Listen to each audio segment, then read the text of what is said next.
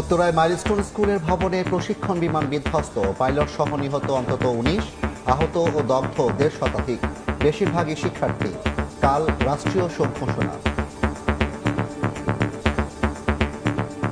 প্লেনটা এসে আঘাত হানে এন্ড ব্লাস্ট হয়ে যায়। আওয়াজ হলো আর পড়ে গেল আর আগুন। বিল্ডিং এর পোল ভেঙে বিল্ডিং নিচে নেমে গেছে। আমাদের এখানে ব্লাড সংকট, প্রচুর পরিমাণ ব্লাড দরকার। ২-৩ জন বাচ্চা এসে আমাকে জড়িয়ে ধরে বললো যে আপু বাঁচাও, কিছু করো।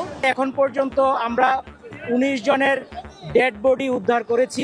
রাষ্ট্রীয়ভাবে শোক দিবস ঘোষণা করা হয়েছে, পতাকা অর্ধনমিত থাকবে।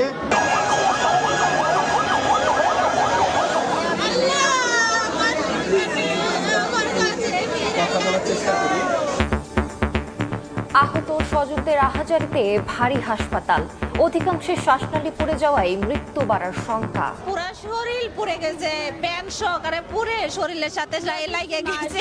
আমি যখন গেলাম যদি বুঝতে পারতাম তাহলে তো আমি আমার ছেলেরে নিয়ে আসতাম। সব প্রাইমারি ছোট বাচ্চারা বেশি ছিল। ফোন দিছে, দিয়ে বলছে ছেলেকে খুঁজে পাচ্ছে না।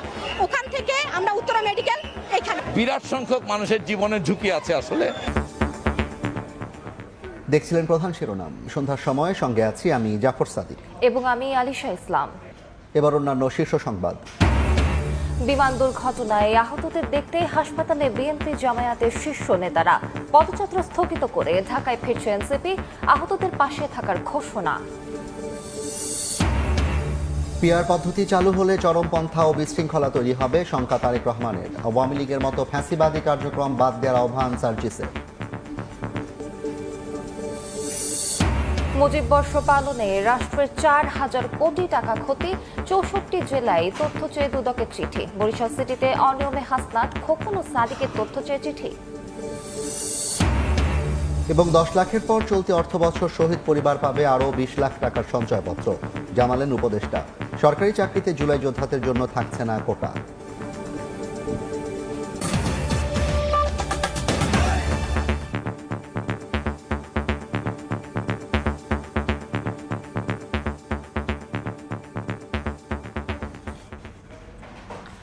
ঢাকার উত্তরায় মাইলস্টোন স্কুল অ্যান্ড কলেজে বিমান বাহিনীর প্রশিক্ষণ বিমান বিধ্বস্ত হয়ে অন্তত ১৯ জন মারা গেছেন, আহত ও দগ্ধ হয়েছেন ১.৫ শতাধিক।